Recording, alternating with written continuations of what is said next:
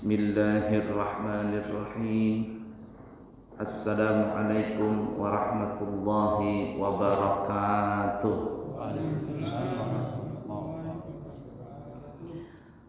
Alhamdulillahi rabbil alamin. Allahumma fassalli wa sallim ala sayyidina wa nabiyyina wa maulana Muhammadin sayyidil anbiya'i wal mursalin wa ala alihi wa ashabihi wa azwajihi wa dhurriyyatihi wa man tabi'ahum bi ihsanin ila yaumiddin, amma ba'du. Sebelum kita melanjutkan pelajaran kita, ada sedikit informasi. Insyaallah di hari Ahad minggu depan, bukan besok ya, tapi minggu depan, hari Ahad tanggal 2 Juni 2024, kami keluarga besar Pondok Pesantren Kesetaraan Al-Islami Nurul Anwar di Amburawang Darat akan mengadakan syukuran atas kelulusan santri kami dengan melaksanakan wisuda massal tingkat ula, ustad dan ulia atau SD, SMP dan SMA. Oleh karena itu kami mengharap para jamaah semua bisa hadir di acara tersebut. Kami undang dengan undangan umum. Kalau saya kesini ke masjid ini sebulan 2 kali, masa bapak ibu-ibu setahun sekali nggak pernah? Itu kata Bang Haji Roma Irama, sungguh terlalu. Jadi kami undang semua bisa hadir di acara tersebut untuk mendoakan santri-santri kami yang lulus agar mereka bisa menjadi anak yang saleh dan salehah, berguna bagi semuanya dunia dan akhirat. Ya, jadi kami undang untuk hadir di acara tersebut. Kemudian juga biasanya kami membawa umrah ya, harga 32 juta rupiah, dan apabila ada yang hadir di acara tersebut serta langsung mendaftar, maka kami berikan harga spesial dengan harga 27 juta rupiah. Cari aja sebalik papan, tidak ada kayaknya umrah 12 hari dengan harga 27 juta rupiah untuk keberangkatan di bulan September. Ya, jadi siapa yang kepingin berangkat umrah di bulan September dengan harga 27 juta 12 hari bisa datang ke pesantren Al-Islami Nurul Anwar Amburawang Darat di acara wisuda sekaligus mendaftar di sana. DP-nya terserah. Tapi kalau ada yang DP 5 juta rupiah ke atas, maka kami akan langsung memberikan perlengkapan umrah berupa koper, bagasi dan kabin. Kemudian juga ada kain ihram, bagi perempuan ada jilbab besar, ada hansat, ya, kemudian bantal leher dan lain sebagainya. Banyak sekali ya fasilitas yang diberikan di perlengkapan umrah tersebut. Jadi mohon bisa dihadiri acara tersebut. Kemudian insya Allah juga nanti tanggal 5 Juni saya dan rombongan akan berangkat haji tahun ini, dan insya Allah tiap tahun juga akan berhaji, dan kembali insya Allah di tanggal 30 Juni. Jadi 25 hari, kurang lebih 25 hari meninggalkan Balikpapan khususnya. Nah, jadi minta didoakan supaya kami selamat dan juga mendapatkan haji mabrur, serta para jamaah yang belum berangkat umrah ataupun haji segera bisa datang menjadi tamu Allah dan menjadi tamunya Rasulullah sallallahu alaihi wasallam. Jadi insyaallah malam Sabtu depan itu masih ada ya. Jadi insyaallah malam Sabtu depan kita pengajian sekali, karena habis itu 25 hari meninggalkan Balikpapan ya. Ala kulli hal. Ya, jadi kami undang, ingatin jamaah semua di hari Ahad depan tanggal 2 Juni Mudah-mudahan bisa datang semua dan kami harap bisa datang semua. Baik, di dalam kesempatan ini kita akan membahas hadis yang berkaitan dengan amal seorang hamba. Kita lihat bagaimana kebaikan Allah Subhanahu wa taala kepada hambanya. Hadis yang diriwayatkan oleh Imam Bukhari, Al-Imam Bukhari dan Imam Muslim bersumber daripada Abu Hurairah radhiyallahu taala anhu yang bernama Abdurrahman bin Sakhar. Beliau berkata, telah bersabda Rasulullah sallallahu alaihi wasallam. Apa kata Nabi? Yaqulullahu azza wa jalla. Allah berfirman di dalam hadis qudsi. Nah, jadi firman Allah taala itu ya para jamaah berbentuk tulisan itu terbagi dua. Ada yang namanya Al-Quranul Karim, Al-Quranul Karim, dan yang kedua ada yang hadis qudsi. Nah, kalau Al-Quranul Karim yang kita baca dari suratul Fatihah sampai surah An-Nas berjumlah 114 surah, terdiri daripada 30 juz. Nah, itu Al-Quran yang kita baca juga di dalam salat. Kemudian yang kedua firman Allah Ta'ala yang berbentuk hadis qudsi. Disebut hadis karena dia bukan di Al-Quran. Ini di luar Al-Quran disebut hadis, yang ucapan Nabi. Tapi firman Allah Ta'ala disebut qudsi karena hadisnya hadis yang suci. Qudsi artinya suci, yakni firman Allah Ta'ala berbentuk sabda Nabi. Nah, di dalam firman Allah Ta'ala Al-Quran dan firman Allah Ta'ala hadis qudsi, di situ ada persamaan dan juga ada perbedaan. Kalau persamaannya adalah ya persamaannya sama-sama firman Allah Ta'ala. Yang membacanya mendapatkan pahala, yang menghinakannya mendapatkan dosa, ya, yang bahkan kalau seandainya mengkafirkannya, mengingkarinya, maka orang itu sudah menjadi murtad. Ya, itu secara persamaan. Kemudian juga berbentuk dalam bahasa Arab dan semuanya lah mirip ya. Nah, tapi ada perbedaannya. Nah, perbedaannya satu, kalau Al-Quran itu dibaca di dalam sholat dan juga boleh dibaca di luar sholat. Itu ya. Itu perbedaannya. Kalau hadits qudsi tidak boleh dibaca dalam sholat, tapi boleh dibaca di luar sholat. Kalau ada orang baca hadits qudsi di dalam sholat, batal sholatnya. Ya, batal. Karena bukan firman Allah Ta'ala yang berbentuk Al-Quran. Kemudian perbedaannya lagi adalah, kalau tadi kita katakan persamanya sama-sama mendapatkan pahala, tapi pahala membaca Al-Quran itu lebih besar daripada pahala membaca hadits qudsi. Kalau pahala membaca Al-Quran satu huruf dibalas atau diganjar oleh Allah dengan 10 pahala. Tapi kalau hadits qudsi satu hurufnya ya hanya Allah yang maha tahu. Kalau hitung-hitungannya cuma satu. Nah itu tuh ya.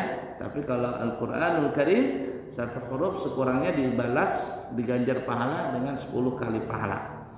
Kemudian membaca Al-Quranul Karim itu mesti dalam keadaan suci dari hadas besar. Tidak boleh dalam keadaan junub, haid dan seterusnya. Tapi kalau membaca hadis qudsi boleh tidak berwudu dan boleh dalam keadaan junub alias tidak berdosa. Ya, nah itu. Nah, itu secara global yang persamaan dan juga yang ada perbedaannya. Tapi ala kulli hal kedua-duanya adalah firman Allah Ta'ala. Nah, Nabi kita berkata, yaqulullahu ta'ala, yaqulullah azza wa jalla, Allah Subhanahu wa taala telah berfirman di dalam hadis qudsinya. Apa kata Allah? Idza arada 'abdi ay ya'mala sayyi'atan fala taktubuha 'alaihi hatta ya'malaha. Fala taktubuha 'alaihi hatta ya'malaha. فإن عملها فاكتبوها بمثلها وإن تركها من أجلي فاكتبوها له حسنة وإن أراد أن يعمل حسنة فلم يعملها فاكتبوها له حسنة fa in 'amilaha faktubuha lahu bi 'ashri amsalha ila 700. Allah berfirman kepada para malaikat-malaikatnya, wahai malaikat-malaikatku, bahasa kitanya, jika ada seorang hambaku ingin melakukan perbuatan dosa, sayyi'ah, perbuatan yang jahat, perbuatan buruk, maka janganlah kalian menulis dosa untuknya, alias jangan ditulis dosa keburukan untuknya sampai dia melakukannya. Kalau dia cuma berandai-andai ingin melakukan maksiat, ada orang berandai-andai ingin melakukan zina, naudzubillah min dzalik, nasallallahu alaihi. Ada orang yang berandai-andai ingin melakukan mencuri dan sebagainya dan seterusnya. Allah berkata kepada malaikat, fala taktumuha, jangan kau tulis bagi dia dosa. Walaupun sudah berniat nih ya, walaupun sudah ada kesempatan untuk berbuat maksiat, jangan ditulis. Ya, maka jangan ditulis kecuali dia telah mengerjakannya. Nah, kalau sudah mengerjakannya baru ditulis dosa. Tapi kalau belum dikerjakan, jangan ditulis. Wa in tarakaha min ajli, dan apabila dia meninggalkan perbuatan dosa tersebut karenaku ya, maka tulislah bagi dia satu. Maka apabila dia meninggalkan perbuatan dosa tadi karenaku, maka tulislah bagi dia satu kebaikan. Ya, satu kebaikan. Ini ada orang niatnya ingin maksiat, ingin zina atau mabuk lah atau apa begitu, tapi nggak ada kesempatan. Niat ada, tapi nggak ada kesempatan. Lalu dia mendengar ceramah, lalu mendengar nasihat, bertobat, dia nangis, tidak jadi melakukannya. Tobat dengan tobatan nasuha. Kata Allah, tulis bagi dia satu kebaikan. Di tahun 90-an itu kalau nggak salah ada kita nonton TV itu kalau tidak salah di SCTV. Bang Napi, tahu Bang Napi ya? Dia bilang apa? Kejahatan itu terjadi bukan karena ada niat dari pelakunya, bukan hanya ada dari niat pelakunya, tapi juga karena ada kesempatan. Waspadalah. Nah, orang biasanya yang melakukan maksiat itu tergabung dengan dua. Pertama ada niat, yang kedua ada kesempatan. Ini dua-duanya biasanya tergabung. Kalau ada punya niat tapi nggak ada kesempatan, ada orang yang mencuri, niatnya ingin mencuri rumah tersebut, tapi dia nggak ada kesempatan untuk mencuri. Kenapa? Karena orang rumahnya selalu ada, atau nggak ada tapi CCTV-nya di mana-mana. Orang yang mencuri ini berpikir 1000 kali untuk mencuri di rumah tersebut. Kenapa? Karena nggak ada kesempatan. Atau sebaliknya, ada orang yang ada orang mempunyai kesempatan untuk melakukan maksiat, tapi niat dalam hatinya nggak ada. Maka tidak pernah juga terjadi perlakuan maksiat itu. Dia tidur di hotel sendirian, nggak ada yang tahu, nggak ada yang kenal dengan dia. Malam hari diketuk pintunya, ternyata pas dibuka adalah seorang perempuan yang tidak baik. Nah, nawarin lagi, perlu teman malam Pak, katanya, diskon 50% loh. Kata si laki-laki ini, mohon maaf, mungkin Anda salah alamat. Salahkah? Alamat. Kesempatan ada. Orang nggak ada yang lihat, nggak ada yang tahu, kesempatan ada. Tapi niat nggak ada untuk mau melakukan maksiat tadi. 1000 orang yang datang, kalau dia nggak mau, nggak bakalan terjadi. Nah, ini juga nggak bisa terjadi. Makanya tadi kemaksiatan yang dilakukan oleh seseorang itu biasanya ada dua sebabnya, niat dan juga ada kesempatan. Tapi antara niat dan kesempatan, yang mana yang paling berbahaya? Yang paling berbahaya itu adalah niat tadi.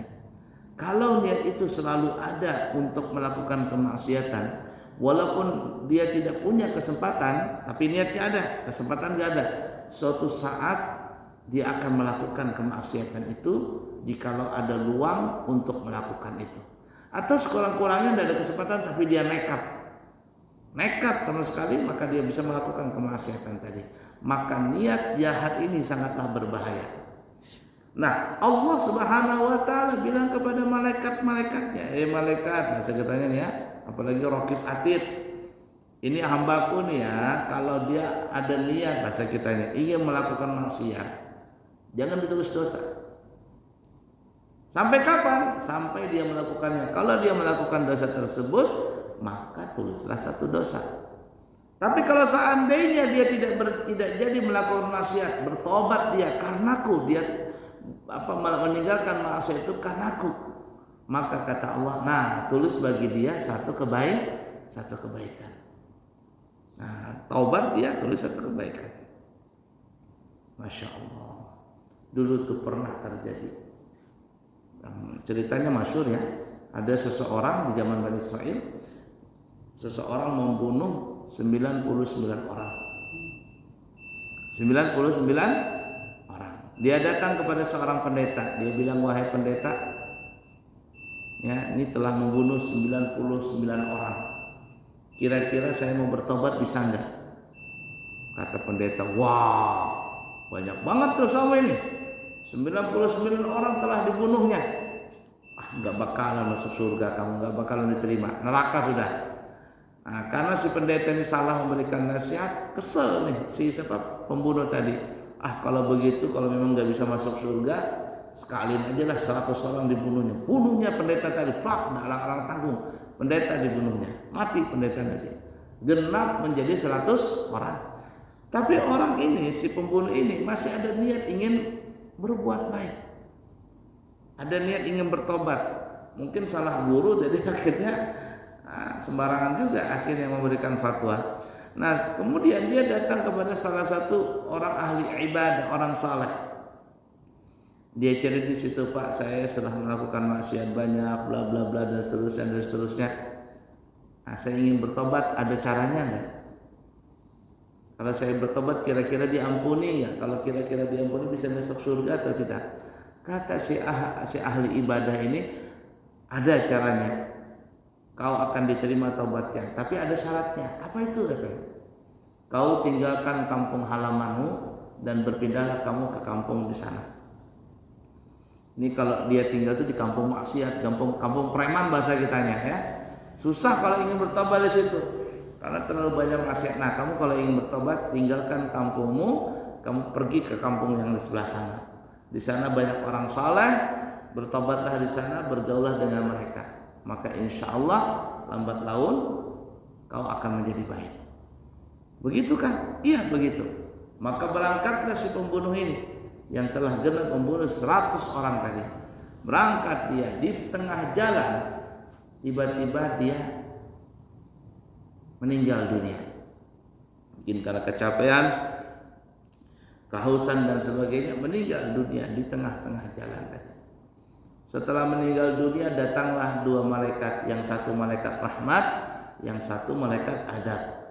Kenapa mereka datang? Karena mereka ingin mengambil ruhnya si pembunuh ini untuk dimasukkan ke tempatnya.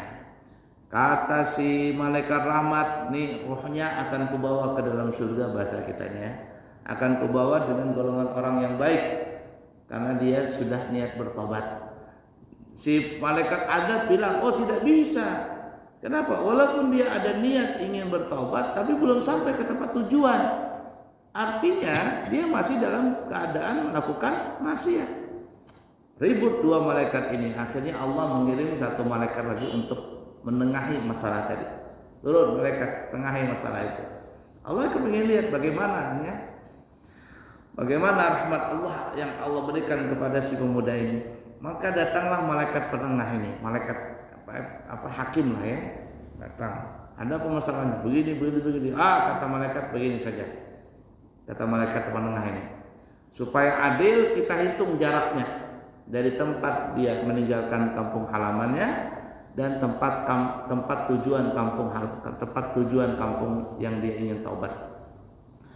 Kita hitung, maka dihitunglah. Ternyata si pemuda ini meninggal pas tepat di tengah-tengah antara kampung yang lama dengan kampung yang baru. Tengah-tengah matinya. Cuman alhamdulillah si pemuda ini ada yang mengatakan jasadnya ini jatuh ke depan, jatuh menuju ke kampung yang dia akan tuju untuk bertobat. Nah, jadi berkata ini kampung sana adalah kampung tobat, dan dia jatuh. Tok, jasad itu jatuh ke sini.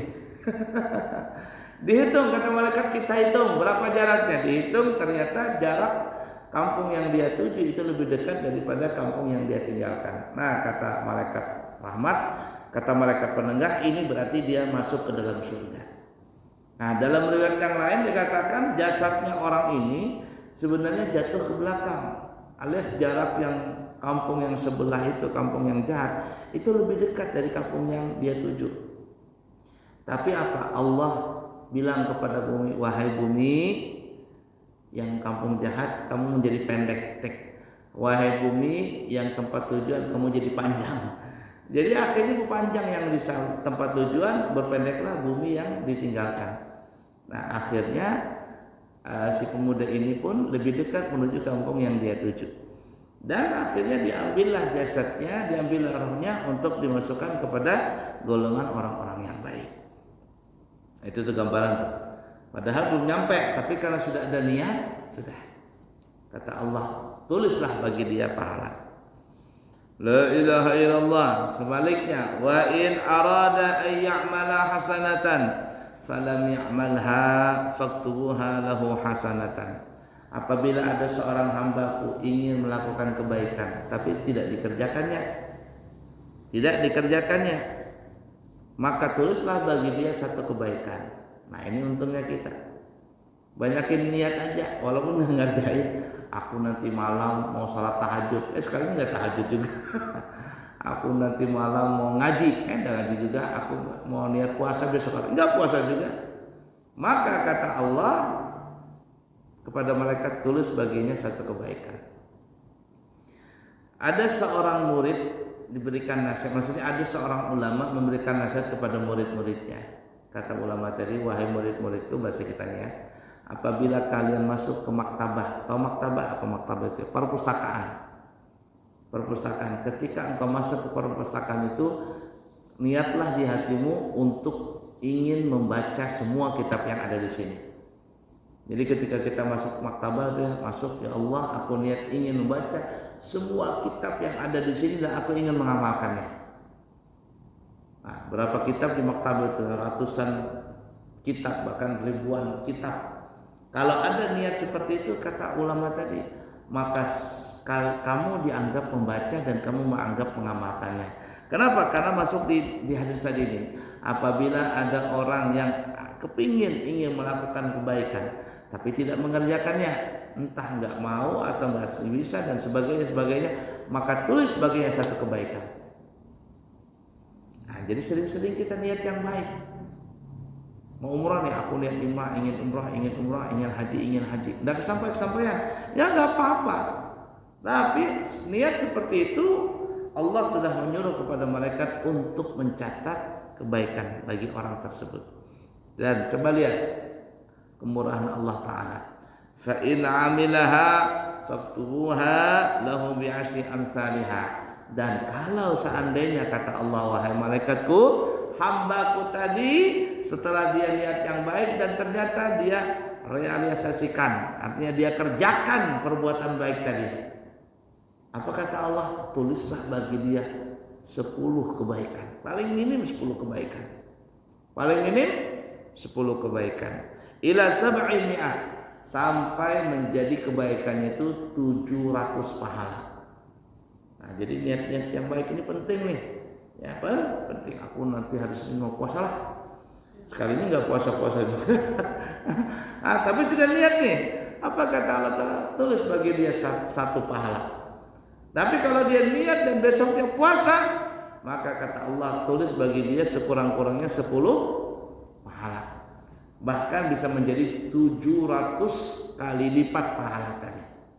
Sampai dikatakan dalam riwayat, hanya Allah yang tahu berapa besar pahalanya. Malaikat tidak bisa mencatat lagi berapa pahalanya ini, hanya Allah Ta'ala. Nah, itu tergantung, kata ulama, tergantung keikhlasan di dalam melakukan ibadah tadi. Semakin kita ikhlas karena Allah Ta'ala, semakin besar, semakin banyak pahala tadi. Nah, kesimpulannya perbanyaklah niat untuk melakukan kebaikan. Walaupun kita tidak mengerjakan, yang penting niat dulu. Nanti kalau kita niat seperti itu, maka suatu saat kita akan mengerjakannya. Dan tinggalkanlah niat untuk melakukan perbuatan yang buruk. Walaupun kalau seandainya kita tidak melakukannya karena Allah dan kita mendapatkan pahala, tapi niat seperti itu jangan dikerjakan. Jangan sampai terlintas di dalam hati. Karena ingat kata Bang Nafi, kejahatan terjadi bukan karena ada kesempatan, tetapi karena juga ada niat dari sang pelakunya. Waspadalah, waspadalah, waspadalah. Mudah dipahami kira-kira ya? Nah, itu ya. Dalam riwayat yang lain dikatakan man hamma bi hasanatin falam ya'malha kutibat lahu hasanah. Siapa yang berandai-andai ingin melakukan kebaikan, berhasrat ingin melakukan kebaikan tapi tidak melakukannya, maka tulis baginya satu kebaikan. Wa man hamma bi hasanatin fa amilha kutibat lahu asyru hasanatin. Tapi apabila ada orang yang berandai-andai ingin melakukan kebaikan dan dia ternyata melaksanakan kebaikan tersebut, maka Allah akan berikan dia 10 kebaikan. Ila 700 dhifin, sampai pahalanya tadi menjadi 700 ganda. Sebaliknya, wa man hamma bisayyi'atin falam ya'malha lam tuktab alaih. Siapa yang ingin melakukan kemaksiatan tapi tidak jadi melakukannya, maka ditulis baginya satu kebaikan. Wa in amilaha kutibat. Tapi kalau dia melaksanakan juga perbuatan maksiat tadi, ya sudah, maka ditulis baginya satu perbuatan dosa.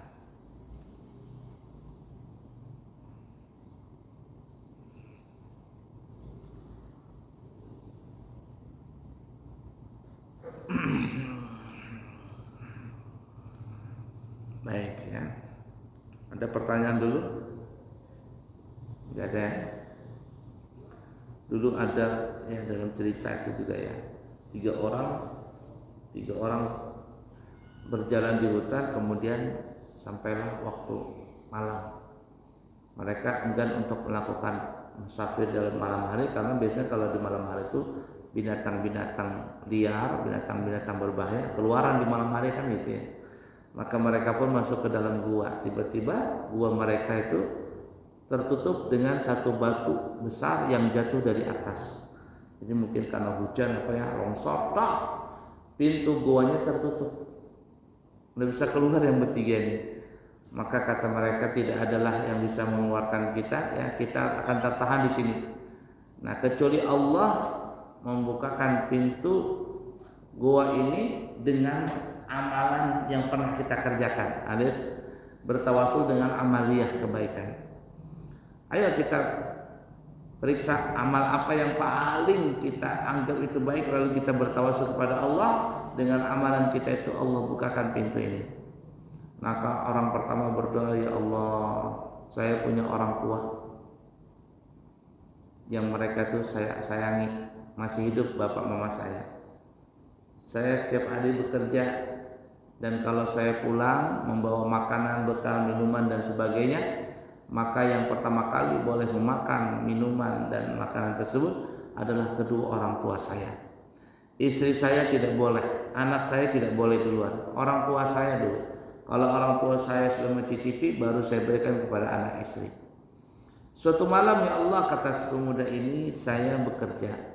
Maksudnya suatu malam saya terlambat pulang karena kerjaan saya baru selesai di waktu itu. Dan ketika saya sampai di rumah, ternyata orang tua saya sudah tidur. Saya belum sempat ngasihkan makanan, saya belum sempat kasih minum susu. Ya Allah, malam hari itu anakku juga lapar, istriku juga lapar. Di tanganku ini ada satu buah susu, satu gelas air susu, yang mana air susunya tidak akan kuberikan kepada anak istriku kecuali orang tuaku itu minum lebih dahulu. Tapi disayangkan orang tuaku itu tidur dan aku tidak bisa atau enggan membangunkannya. Sedangkan air susu itu di tanganku. Dan akhirnya tidaklah kedua orang itu bangun kecuali sudah di waktu subuh. Padahal malam hari itu anakku menangis karena lapar. tapi tidak aku hiraukan. Nah, setelah bangun kedua orang tuaku itu, air susu itu pun kuberikan kepada orang tuaku. Setelah itu baru kepada anak istriku. Apa kata pemuda ini? Ya Allah, kalau seandainya aku betul-betul berbakti kepada orang tuaku dan engkau terima amalan kebaikanku kepada orang tuaku, maka geserkanlah pintu goa ini. Maka dengan izin Allah pintu goa itu pun tergeser, begitu, tergeser sedikit. Tetapi kata Nabi, mereka ini tidak bisa keluar karena masih sedikit terbukanya. Maka selanjutnya orang kedua berkata, ya Allah, ada seorang perempuan yang aku sangat cinta kepada dia. Tidak ada perempuan yang paling kuncintai di dunia ini kecuali dia. Dan dia adalah anak perempuan pamanku. Sepupu sekali bahasa kitanya. Cuman sayangnya cintaku bertepuk sebelah tangan. Aku cinta dengan dia luar biasa, tetapi dia menolak cintaku. Suatu saat dia datang kepadaku ingin meminjam uang karena orang tuanya lagi sakit bahasa kitanya. Maka aku pun memberikan uang kepada dia untuk kesehatan kesembuhan bapaknya dengan syarat dia mau kuajak berdua-duaan. Ya, dengan berat hati ini perempuan ini pun akhirnya mengiyakan itu karena tidak ada lagi bisa membantu dana kecuali aku saja. Nah, setelah urusan selesai, datanglah perempuan ini kepadaku. Dan aku sangat menguasai dia. Bahasa kita sudah kesetanan ini, ya, sudah kesetanan. Akhirnya setelah aku sudah berada di atas dua pahanya, sudah ingin melancarkan kemaksiatan ini, ingin memperkosa perempuan tadi, maka si perempuan tadi berkata, ittaqillah, wahai pemuda, takutlah engkau kepada Allah, janganlah engkau menodai kehormatanku ini kecuali dengan yang halal. Ada saya tidak mau melakukan maksiat ini. Kata si pemuda itu, ketika aku mendengar kalimat Allah, maka bergetarlah jiwa ragaku. Saat itu pun aku bertobat dan aku berkata kepada perempuan itu, pergilah engkau dan bawalah semua harta yang telah kuberikan kepadamu, alias gak ada hutang di antara kita. Lalu aku berkata, ya Allah, kalau memang aku betul-betul bertobat dan betul-betul aku meninggalkan perbuatan zina itu karena Allah, dan apa yang telah kuberikan kepadanya berupa uang dan sebagainya itu sebagai sedekah dan engkau terima, bukakanlah pintu ini. Maka dengan izin Allah pintu itu pun terbuka sedikit, bergeser, tapi belum bisa yang bertiga ini keluar karena bergesernya sedikit saja.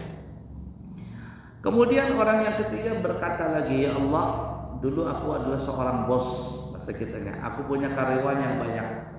Suatu saat sampailah waktu pembagian gaji. Setiap orang sudah aku gaji. Tinggal satu karyawanku yang dia mendapatkan gaji tapi dia tidak mengambil gajinya. Entah dia lupa, entah gimana. Nah, dia pergi meninggalkan aku tanpa mengambil gajinya. Sampai akhirnya dia meninggalkan aku bertahun-tahun. Gajinya ini kusimpan. Tapi kalau aku simpan saja nggak berkembang uang tadi, maka kembalikanlah uang gaji itu kepada seekor kambing. Tiba-tiba kambing itu hamil, ya, kemudian terus berkembang kambing itu. Lalu tidak puas kambing, kuberikan lagi sapi, banyak lagi sapi ternaknya, kuberikan lagi ontak, banyak lagi. Dan bahasa kita tidaklah terpenuhi, tidaklah lembah dan gunung kecuali penuh dengan kambing, sapi dan onta itu. Plus juga bersama budak-budaknya, pelayan-pelayannya yang ngurusin kambing. Nah, tiba-tiba setelah beberapa tahun datanglah karyawanku ini kepada diriku dan dia berkata, bos, masih ingat ya denganku? Bahasa kitanya nih ya. Kata bosnya, ingat. Bos, aku pernah bekerja di sini dan waktu itu aku belum mengambil gajiku. Maka berikanlah gajiku itu. Kata si bos ini, iya. Memang engkau belum gajian dan akan kukembalikan gajimu itu. Kata pemuda ini, mana gajiku itu? Kata si orang kaya ini, inilah gajimu. Kambing, sapi, onta yang penuh di lembah-lembah dan gunung, itu semua adalah gajimu yang dulu kukembangkan. Termasuk budak-budaknya, ambillah semua. Lalu dia berkata, jangan main-main denganku. Aku mau dapat gaji kenapa begini banyak? Ya itulah. Gajimu, uang gajimu kuputar jadi kambing, sapi, onta begini banyak. Maka akhirnya ketika dia mendengar itu, dia pun mengangkut semuanya, kambing semuanya diangkut, berapa truk diangkut ya, sapi berapa truk diangkut juga, onta juga diangkut, sampai budak-budaknya diangkut semuanya. Dan tidak sedikit pun si pemuda itu meninggalkan daripada kambing, sapi atau ontanya, semuanya diangkut. Kalau kita kan paling-paling kita kasihkan gajinya aja, ini udah diangkut semuanya. Lalu dia berkata, ya Allah, kalau memang amal ibadahku itu engkau terima, maka bukakanlah pintu gua ini. Maka dengan izin Allah Subhanahu wa taala, pintu gua tadi pun terbuka trek, dan akhirnya mereka pun bisa keluar dari gua tersebut. Nah, ini amal-amalan ya, yang kita sebutkan tadi itu termasuk tadi ya dalam hadis ini, juga dosa yang dia tinggalkan karena Allah taala pun ternyata itu menjadi pahala di hadapan Allah Subhanahu wa taala. Baik, mungkin seperti itu dulu. Insyaallah nanti kita sambung lagi ya. Malam Sabtu depan kalau nggak ada acara sebelum saya berangkat haji, kita akan mengadakan pengajian lagi satu kali. Insyaallah. Cukup sekian. Subhanakallahumma wa bihamdika asyhadu an la ilaha illa anta astaghfiruka wa atubu ilaik. Wa akhiru kalam. Wassalamu alaikum warahmatullahi wabarakatuh.